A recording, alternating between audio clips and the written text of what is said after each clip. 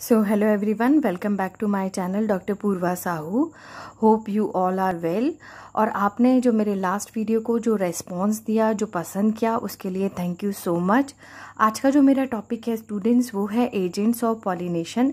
तो अभी तक बच्चों हम लोग पढ़ चुके हैं पॉलन ग्रेन के बारे में. पूरा कंप्लीट स्टडी हम लोग एम्ब्रियो सेक के बारे में कर चुके हैं, जिसमें कि फीमेल गैमेट प्रेजेंट होता है जिसका नाम होता है एग. ठीक है, तो इस तरह से थोड़ा सा स्ट्रक्चर मैं आपको याद करवा देती हूँ. ये हम लोगों ने बच्चों पढ़ा था स्टेमन, जिसमें कि एक बाइलॉब्ड एंथर प्रेजेंट होता है. और यहाँ पे मैं एक थोड़ा सा याद करवा देती हूँ आपको. इस तरह से जो स्ट्रक्चर था, ये स्टिग्मा था, उसके नीचे ये स्टाइल था, और ये जो लोअर पार्ट था उसको हम लोगों ने ओवरी कहा था. इस ओवरी में ओव्यूल प्रेजेंट होता है और उसी ओव्यूल में एम्ब्रियो सेक प्रेजेंट होता है, और उस एम्ब्रियो सेक में एक फीमेल गैमेट प्रेजेंट होता है जिसका नाम होता है एग. और ये जो एंथर होते हैं, यहाँ पे बेसिकली पॉलन ग्रेन्स का फॉर्मेशन होता है. और जब ये एंथर पूरी तरह से मैच्योर हो जाते हैं, जब पूरी तरह से फट जाते हैं, तब ये पॉलन ग्रेन रिलीज होते हैं और रिलीज होके पहुंचते हैं स्टिग्मा तक. तो इसके लिए हम लोगों ने टाइप्स ऑफ पॉलिनेशन भी पढ़ लिए थे, जिसमें मैंने 3 आपको टाइप्स ऑफ पॉलिनेशन पढ़ाए थे. First was autogamy, then there was geitonogamy, and third we have studied about the xenogamy. ठीक है, तो अब ऑटोगैमी तो क्या है कि एक ही फ्लावर में हो रहा है, तो इसमें तो फर्दर पॉलिनेटिंग एजेंट की रिक्वायरमेंट नहीं है. बट जीटोनोगैमी और जीनोगैमी ऐसा पॉलिनेशन है जिसमें कि हम लोगों को पॉलिनेटिंग एजेंट्स की रिक्वायरमेंट होगी. पॉलिनेटिंग एजेंट्स वो हो गए जो कि इन पॉलन ग्रेन्स को कैरी कर रहे हैं from the anther to the stigma. ठीक है, तो अब ये एजेंट्स ऑफ पॉलिनेशन जो होते हैं वो बेसिकली 2 टाइप्स के होते हैं. एक होता है नॉन लिविंग और दूसरा होता है लिविंग. तो जो नॉन लिविंग होता है स्टूडेंट, उसको हम लोग कहते हैं अबायोटिक, और जो लिविंग होता है उसको हम लोग कहते हैं बायोटिक. ठीक है, तो अबायोटिक को भी हम लोग 2 पार्ट्स में डिवाइड कर देंगे. एक हो गया आपका विंड और एक हो गया आपका वाटर. यानी कुछ जो प्लांट्स होंगे उनके पॉलन ग्रेन विंड के थ्रू कैरी होंगे और कुछ के पॉलन ग्रेन कैरी होंगे वाटर के थ्रू. और बायोटिक में बेसिकली जो पॉलन ग्रेन कैरी होते हैं वो होते हैं एनिमल्स के थ्रू. जैसे हम लोग एग्जांपल देख सकते हैं, जैसे बैट्स होते हैं, बर्ड्स होती हैं, इंसेक्ट्स होते हैं, एंड नंबर ऑफ एग्जांपल्स है जो कि हम लोग सेपरेटली पढ़ेंगे जब हम बायोटिक के थ्रू पॉलिनेशन पढ़ेंगे. ठीक है, अब हम लोग बात करते हैं कि इस अबायोटिक और बायोटिक में से कौन सा मेथड या कौन सा पॉलिनेटिंग एजेंट जो है वो मोर प्रेफरेबल है, या जो मैं बोलूं कि मेजॉरिटी ऑफ प्लांट्स जो होते हैं, basically the majority of plants are pollinated by biotic agents. ऐसा क्यों होता है? इसका रीजन है कि अबायोटिक एजेंट के थ्रू जब पॉलिनेशन होता है तो basically there is a chance factor. Student, ये 2 वर्ड जो मैं यूज कर रही हूँ यहाँ पे, चांस फैक्टर, ये एनसीईआरटी से ही मैंने लिए हैं. तो चांस फैक्टर होता है जब अबायोटिक एजेंट्स के थ्रू पॉलन ग्रेन्स कैरी होते हैं, क्योंकि वहां पे पॉसिबिलिटी पूरी तरह से नहीं होती, या फिर मैं कहूँ कि पूरी तरह से अश्योरिटी नहीं होती कि ये पॉलन ग्रेन जो एंथर से निकले हैं वो श्योरली उस स्टिग्मा पर पहुंचेंगे या नहीं. So there is no surety. ठीक है, तो जब यहाँ पे क्लोज कांटेक्ट होने की श्योरिटी नहीं होती है, तो ये बस बेसिकली एक चांस फैक्टर हो गया कि हो भी सकता है पॉलन ग्रेन उस पर्टिकुलर जगह तक जा भी सकते हैं और नहीं भी जा सकते. ठीक है, तो दैट्स वाई जो मेजॉरिटी ऑफ प्लांट्स है उसके अंदर जो पॉलिनेटिंग एजेंट होते हैं वो मेनली होते हैं बायोटिक एजेंट. ठीक है, और अगर हम लोग इन दोनों में कंपैरिजन करें, यानी अबायोटिक एजेंट्स में भी अगर हम लोग कंपैरिजन करें कि विंड के थ्रू ज़्यादा पॉलिनेशन होता है या वाटर के थ्रू, तो इसमें भी प्रेफरेबल जो होता है वो विंड के थ्रू पॉलिनेशन ज़्यादा होता है. It means pollination by wind is more common amongst abiotic pollination. ठीक है। तो ये चीज़ आपको क्लियर हो जानी चाहिए कि अगर हमारे पास में दो एजेंट है, एक अबायोटिक है और दूसरा बायोटिक है, तो इन दोनों में से प्रेफरेबल कौन सा है? बायोटिक। जो मेजॉरिटी ऑफ प्लांट्स में जो पॉलिनेशन होता है वो थ्रू दी बायोटिक एजेंट्स के थ्रू होगा। और अगर हम लोगों के पास में ऑप्शन है अबायोटिक में से विंड के थ्रू ज़्यादा पॉलिनेशन होता है या वाटर के थ्रू ज़्यादा पॉलिनेशन होगा, तो हमारा आंसर बिल्कुल क्लियर होना चाहिए कि विंड के थ्रू ज़्यादा पॉलिनेशन होता है। ठीक है, ये चीज़ क्लियर हो गई होगी आप लोगों को।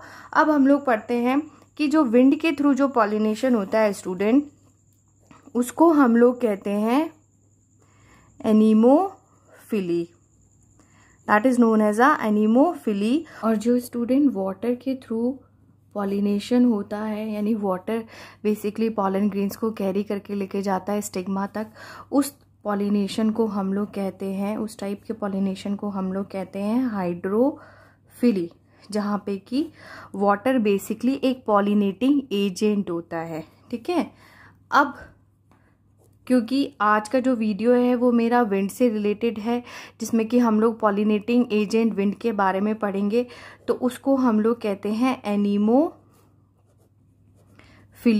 ये एनीमोफिली जो वर्ड है बच्चों, ये दो वर्ड से मिलकर बना हुआ है, जिसमें पहला वर्ड जो है वो है एनीमोस। एनीमोस का मतलब हो गया एयर, और फिलीन का मतलब होता है टू लव, यानी जब पॉलन ग्रेन विंड कैरी करके किसी दूसरी जगह तक पहुंचाती है तो उसको हम लोग कहते हैं एनीमोफिली। ठीक है, अब जो कुछ प्लांट्स होते हैं, जैसे कुछ विंड के थ्रू पॉलिनेट होंगे, कुछ वाटर के थ्रू होंगे, तो कुछ बायोटिक एजेंट्स के थ्रू होंगे, तो इनमें क्या होते हैं, कुछ स्पेसिफिक फीचर्स होते हैं। जैसे विंड पॉलिनेटेड फ्लावर में कुछ स्पेसिफिक फीचर्स होंगे, वाटर पॉलिनेटेड फ्लावर में कुछ स्पेसिफिक फीचर्स होंगे, और उसी तरह से बायोटिक यानी जो एनिमल्स के थ्रू पॉलिनेट होते हैं उनमें भी कुछ स्पेसिफिक फीचर्स होते हैं।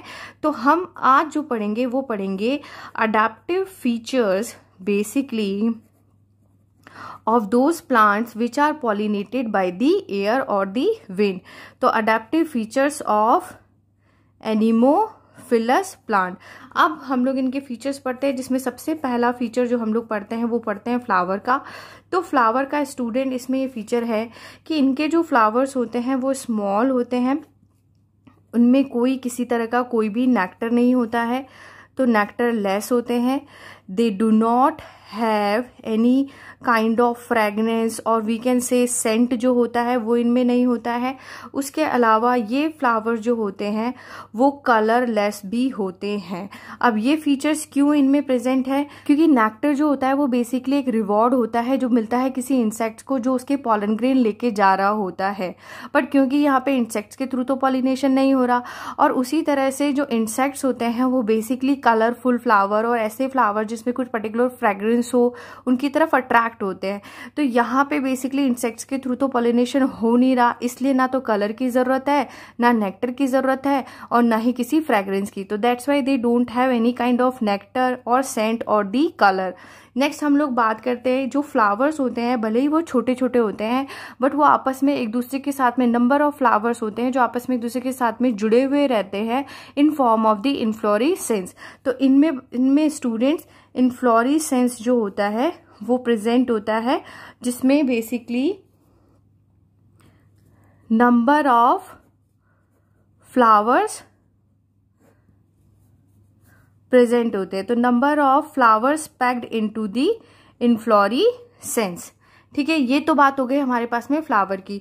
अब हम लोग फ्लावर से आगे चलते हैं तो हमारे पास में मेल रिप्रोडक्टिव ऑर्गन आता है जिसको कि हम लोग स्टूडेंट्स कहते हैं स्टेमन। तो स्टेमन जो होता है स्टूडेंट, इनमें वेल एक्सपोज्ड स्टेमन होता है, और कई बार जो स्टेमन होता है वो फ्लावर से बिल्कुल बाहर की तरफ ही लटका हुआ रहता है ताकि एक्सपोज रहे, ताकि पूरी तरह से उसके जो पॉलन ग्रेन्स हो वो इजीली विंड के थ्रू कैरी हो सके। तो वेल एक्सपोज्ड स्टेमन इनमें होता है। दूसरा, अगर मैं बात करूँ यहाँ पे पॉलन ग्रेन्स की, तो पॉलन ग्रेन्स क्योंकि अब विंड के थ्रू कैरी होंगे तो पॉलन ग्रेन्स बेसिकली ड्राई होते हैं। ड्राई मीन्स हो गया कि किसी तरह से कोई चिपकेंगे नहीं, दे आर नॉन स्टिकी और लाइट इन वेट होते हैं। स्टूडेंट, अगर हम लोग ये बात करें लाइट इन वेट की तो ये आपको समझ में आना चाहिए, क्योंकि कोई भी चीज़ होगी अगर हवा के थ्रू एक जगह से दूसरी जगह तक जा रही होगी तो उस चीज़ का हल्का होना बहुत ज़रूरी है। आपने विश लैम्प जरूर जलाए होंगे जब मकर संक्रांति होती है, कई बार दिवाली पे भी लोग विश लैम्प जलाते हैं। तो उसमें आपने देखा होगा कि वो जब उठ रहा होता है तो वो बहुत ज़्यादा हल्का हो जाता है। तो कोई भी चीज़ जब हल्की होती है तो ही वो एयर के थ्रू कैरी हो सकती है। That's why these pollen grains are light in weight. और क्योंकि मैंने पहले भी डिस्कस किया था कि जो विंड के थ्रू पॉलिनेशन है या वाटर के थ्रू पॉलिनेशन जो होता है वो बेसिकली एक चांस फैक्टर होता है। इसलिए जो पॉलन ग्रेन्स यहाँ पे प्रोड्यूस होते हैं they are produce large in number, यानी एनॉर्मस अमाउंट में वो प्रोड्यूस होते हैं। जैसे हम लोग एग्जाम्पल ले सकते हैं कैनाबिस का। तो कैनाबिस में बच्चों around 5 lakh pollen grain produce होते हैं पर फ्लावर। एक फ्लावर से 5 लाख पॉलन ग्रेन प्रोड्यूस होते हैं। तो यहाँ हमारे पास में जो कैनाबिस है वो एग्जाम्पल आता है आपका विंड पॉलिनेटेड फ्लावर में। ठीक है, तो पॉलन ग्रेन ड्राई हो गए, नॉन स्टिकी हो गए, लाइट इन वेट हो गए, so that they can be easily carried by the wind current और they should be produce in a large number. और दूसरी चीज ये है कि क्योंकि ये चांस फैक्टर होता है तो there will be a loss of number of pollen grain. तो पॉलन ग्रेन हो सकता है कि स्टिग्मा तक पहुंचे ही नहीं क्योंकि विंड के थ्रू कैरी हो रहे हैं, या फिर हो सकता है कि पहुंचे तो उनकी वायबिलिटी जो है वो खत्म हो जाए। तो एक ही चांस रहता है कि अगर वो पहुंच भी रहे हैं तो उनमें वो जर्मिनेशन एबिलिटी रहती भी है या नहीं। तो इसलिए जो पॉलन ग्रेन्स यहाँ पे प्रोड्यूस होते हैं वो लार्ज इन नंबर होते हैं, सो that loss of number of pollen grain can be compensated, so that's why they are produced large in number। अब फर्दर स्टूडेंट्स हम लोग बात करते हैं कार्पल की। तो कार्पल स्टूडेंट्स आप लोगों को पता है 3 पार्ट से मिलके बना हुआ होता है। फर्स्ट जो पार्ट होगा मैंने ऊपर जो बनाया है ये स्टिग्मा हो गया, ये स्टाइल हो गया और ये ओवरी हो गया। तो स्टिग्मा जो होता है वो इनका लार्ज होता है, वेल एक्सपोज्ड होता है, बाहर की तरफ निकला हुआ रहता है ताकि जो एयरबोर्न पॉलन ग्रेन्स है वो इजीली कैच हो जाए थ्रू दिस स्टिग्मा। और ये स्टिग्मा जो होता है वो फेदरी भी होगा ताकि इजीली पॉलन ग्रेन्स यहाँ पे कैच हो सके। स्टाइल जो होता है वो इनमें लॉन्ग होगी, कंप्लीटली लॉन्ग स्टाइल होती है, थोड़ी सी बाहर की तरफ निकली हुई स्टाइल होती है। और मैं अगर ओवरी की बात करूँ तो ओवरी में क्या होता है स्टूडेंट्स, मेनली सिर्फ और सिर्फ एक ही ओव्यूल प्रेजेंट होता है। ये एक ओव्यूल क्यों प्रेजेंट होता है, because number of pollen grains अभी हम लोगों ने पढ़ा जब विंड के थ्रू पॉलिनेशन होता है तो लॉस हो जाता है, काफी सारे पॉलन ग्रेन्स उस पर्टिकुलर स्टिग्मा तक पहुंच ही नहीं पाते हैं। तो एटलीस्ट अगर कुछ भी पहुंच रहे हैं तो एक ओव्यूल का तो फर्टिलाइजेशन हो। तो for surety fertilisation, to sure fertilisation के लिए वहां पे एक ओव्यूल कम से कम होता है। ठीक है, तो ये बात हो गई हमारे पास में कार्पल से रिलेटेड। ये स्टिग्मा का फीचर मैंने आपको बता दिया, ये मैंने आपको बता दिया स्टाइल का फीचर जो लॉन्ग होती है। और उसके बाद हम लोगों ने थोड़ा सा ओवरी का पोर्शन भी पढ़ लिया जिसमें हम लोगों ने ओव्यूल के बारे में पढ़ा, क्योंकि इसमें सिर्फ एक ही ओव्यूल होता है। एक ओव्यूल होगा तो जाहिर सी बात है एक ही एम्ब्रियो सैक होगा, एक एम्ब्रियो सैक होगा। ये जैसे एक ओव्यूल है तो एक ही एम्ब्रियो सैक हो गया, और एक एम्ब्रियो सैक के अंदर फिर क्या होगी, एक ही एग सेल होगी। तो कम से कम इस एग सेल का, इस पर्टिकुलर एक एग सेल का तो फर्टिलाइजेशन हो, इसके लिए यहाँ पे सिर्फ और सिर्फ एक ही ओव्यूल होता है। ठीक है, अब हम बात करते हैं ऐसे प्लांट्स की जो कि विंड के थ्रू पॉलिनेट होते हैं। एग्जाम्पल है जो कि आपकी बुक में भी दे रखा है, जैसे मेज, ग्रासेस, उसके अलावा वीट, राइस, कोकोनट पाम। कई बार पूछा जाता है, कई स्टूडेंट्स कंफ्यूज हो जाते हैं कोकोनट पाम से रिलेटेड कि कोकोनट पाम में किस तरह से पॉलिनेशन होता है। तो कोकोनट पाम में स्टूडेंट विंड के थ्रू पॉलिनेशन होगा। Date palm. तो these are the some examples of the plants which are pollinated by the wind. अब हम लोग एक डायग्राम बनाते हैं मेज का, जिसके थ्रू आपको सब समझ में आ जाएगा कि किस तरह से स्टेमेन एक्सपोज होता है, किस तरह से स्टिग्मा स्टाइल एक्सपोज होते हैं, किस तरह से यहाँ पे इन्फ्लोरेसेंस होता है। तो वो सिर्फ एक ही डायग्राम में आपको बिल्कुल क्लियर हो जाएगा।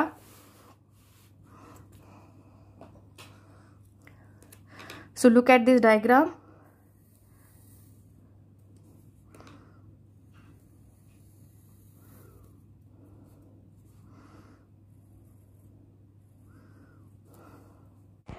स्टूडेंट्स फ्रेंड्स, ये जो डायग्राम है बेसिकली मेज़ प्लांट का डायग्राम है।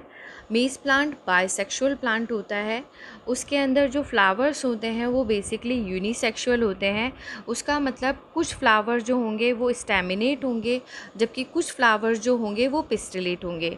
हमारा मेन जो एम है यहाँ से ये समझना है कि जो भी एंथर वाला पार्ट है वो भी बाहर के साइड हैंग होता है, जिससे कि जो पॉलन ग्रेन हो जब भी शेड हो तो वो इजीली कैरी हो जाए with the help of wind.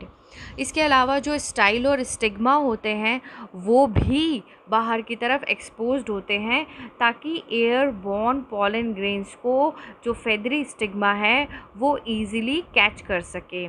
ठीक है, ये जो स्ट्रक्चर है ये लीफ की स्ट्रक्चर है।